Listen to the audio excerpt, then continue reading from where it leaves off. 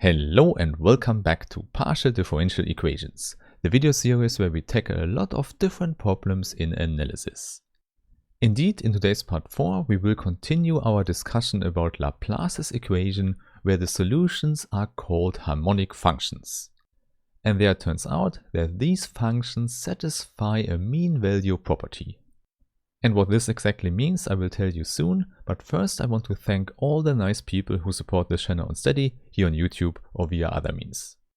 And please don't forget, as a member on Steady or Patreon, you have access to all the additional material for the videos. For example, you can download PDF versions, quizzes and books. And then without further ado, let's immediately start with the content of today, which is about harmonic functions.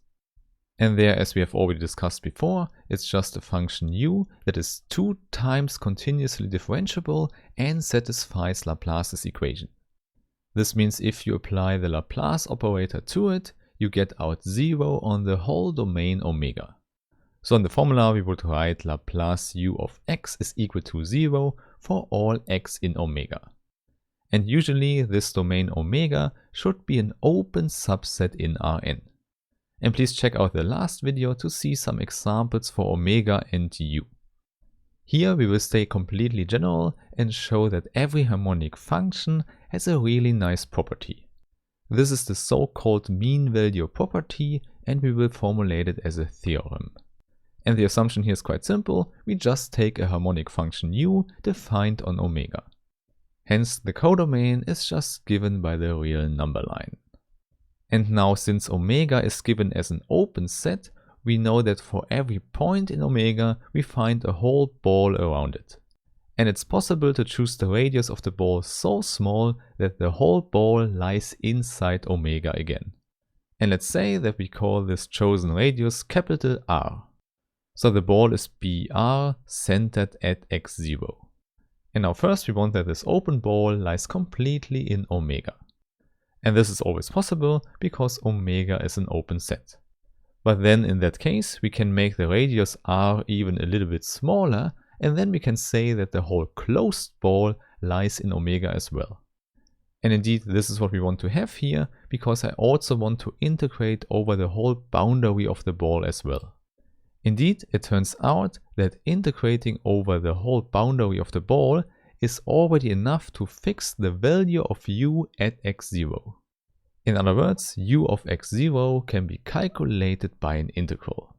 And as already mentioned, this will be a surface integral over the sphere. It's denoted by srx0, which means it's the n-1 dimensional sphere in Rn with radius r and centered at x0. And in fact, this is exactly the boundary of our closed ball here. And now we just have the surface integral of u d sigma. And the only thing missing here is that we have to normalize this integral, so we divide by the n-1 dimensional volume of our sphere. And as always I just write volume, but you know it's the generalized area of this sphere. So you see what we calculate here on the right hand side is just a mean value because we integrate over all the values of u on the sphere. And now this mean value that just uses the values here gives us exactly the value at the center at x0. And that's why we call it the mean value property, because the value of u at x0 is completely determined by the values at the sphere. So it's a really special property and it's quite surprising that the harmonic functions do that. And in fact it will take a little bit of time to prove the whole statement. And first I want to define the function on the right hand side, let's call it capital F. In fact we can see the right hand side as a function depending on the radius r. So if you want we can also consider a smaller radius. Of course if capital R works then every smaller ball also lies completely in our domain omega. This means f of any radius smaller than r is well defined. We can just use the same integral formula as above. The only difference is now that we use a lowercase r. However, we can only do that for a radius that is smaller than capital R, but it cannot be 0. In that case, the sphere does not make much sense and we can also not divide by the volume, but we already know the value we want to have at this point.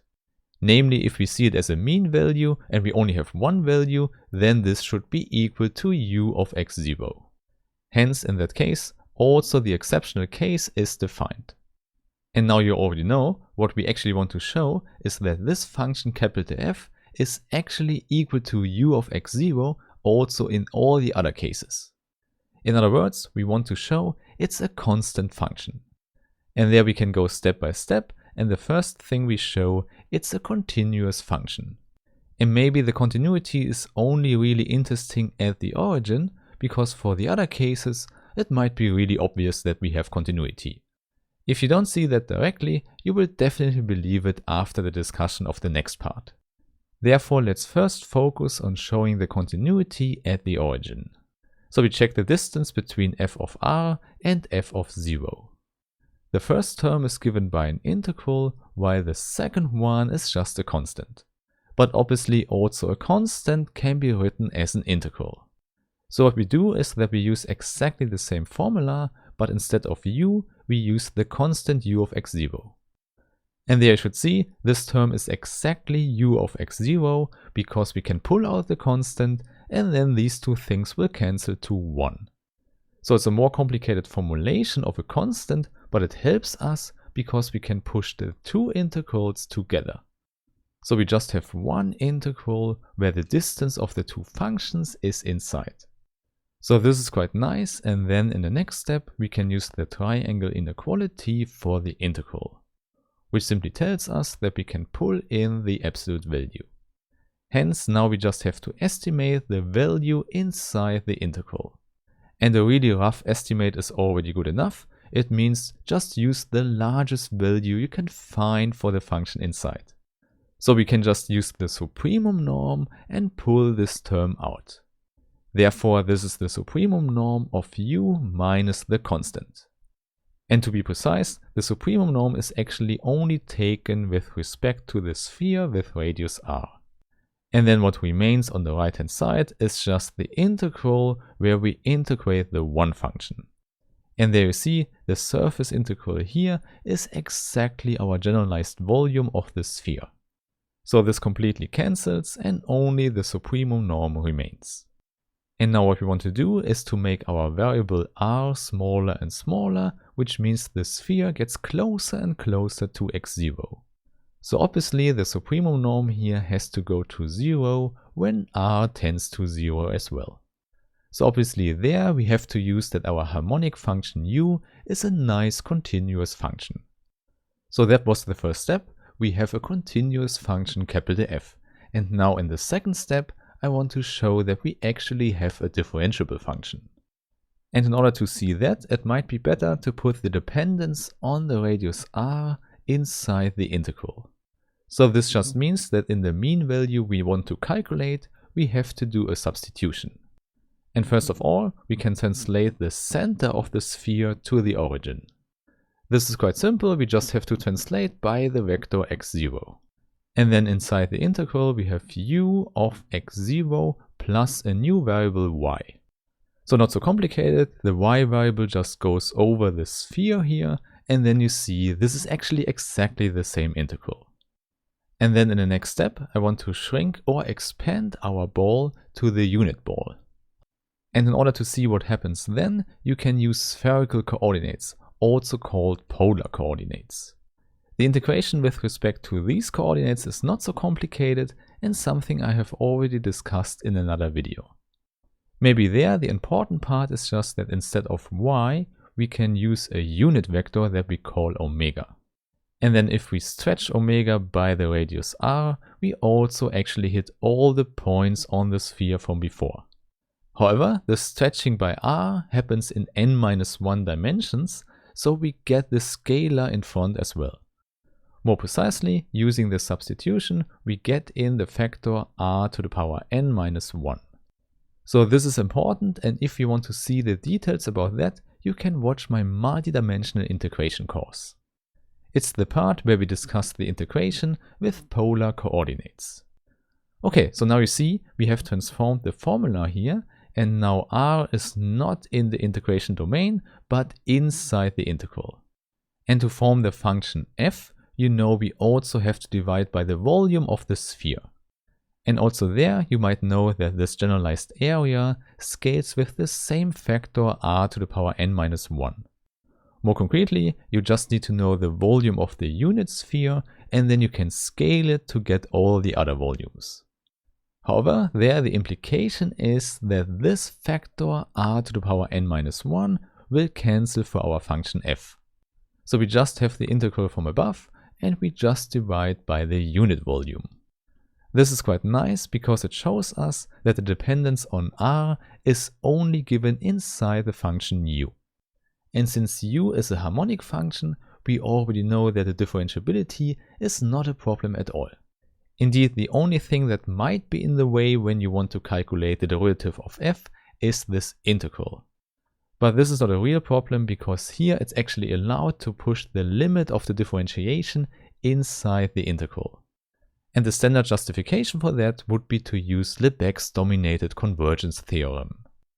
And if you don't remember that, please check out my video about it. Here we don't need the details, we just need to know that we can calculate the derivative of our function f. And as already mentioned, this one is done by pushing the derivative inside the integral. And there we can finally use our knowledge about the derivatives of u. Namely, this whole thing here results in applying the chain rule. There the outer derivative is the gradient of u and the inner derivative is just given by omega. Hence what we get is an inner product of these two things. So the gradient can be written as nabla u and then we have it in the inner product with omega. And if you see such a combination like that, you should know that this is actually a directional derivative. More concretely, here we have the directional derivative of u along the vector omega. And you should see that this happens on our surface, so on a point of our sphere. And the radius is still r, so for example we land here. So in the picture, this vector here is r omega, and omega itself goes in the same direction. So it's a nice unit vector that is also normal to our surface. And exactly this special directional derivative is what we sometimes also call the normal derivative on the surface. The direction is exactly perpendicular to the surface and this makes this derivative special. And a short notation which is quite common is to write the partial derivative with respect to the direction n of u. And here in our context, capital N is exactly the same as omega. And now the advantage of this normal derivative is that we can apply Green's identity to our function f. More precisely, we can just use Green's second identity, which holds for C2 functions. This one you can also find in my multidimensional integration course, and it connects a volume integral with a surface integral. And indeed, here we would use our ball, where the boundary is given by the sphere.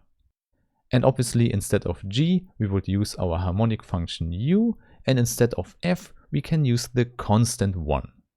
Because then you see on the right hand side, we have exactly the combination we want, namely just the normal derivative for u. Okay, so to reach the goal, let's put everything together.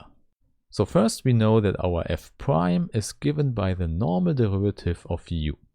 We integrate over the unit sphere, but you see we evaluate this normal derivative at the point of our bigger sphere. In other words, we can just do the same substitution as before, just backwards. Hence we get our integral back over the original sphere with radius r. And there please don't forget, as before, in the substitution we also get the factor r to the power n minus 1. And then inside the integral we just have our normal derivative of u evaluated at the point on the sphere. So in short, we can just write d sigma as before. And finally, at this point, we can use Green's identity to put in the Laplacian of u. So we have the same factor in front, but then we get a volume integral over the ball. But this does not matter so much, because inside the integral we find the Laplacian of u. And there we can use the assumption that we have a harmonic function, so we know that the Laplacian of u is equal to 0 on the whole ball. So the conclusion here is, no matter which radius r we choose, this derivative of f is always equal to 0. So we have a differentiable function defined on an interval with vanishing derivative, and this definitely implies that we have a constant function. And this is exactly what we wanted to show. For every radius r, the value of f is the same as at the origin. And by definition, f of 0 is exactly u of x0. So this shows the mean value property of harmonic functions. And I can already tell you, in the next videos we will look what we can actually do with this nice property. So I really hope I meet you there again, and have a nice day. Bye bye.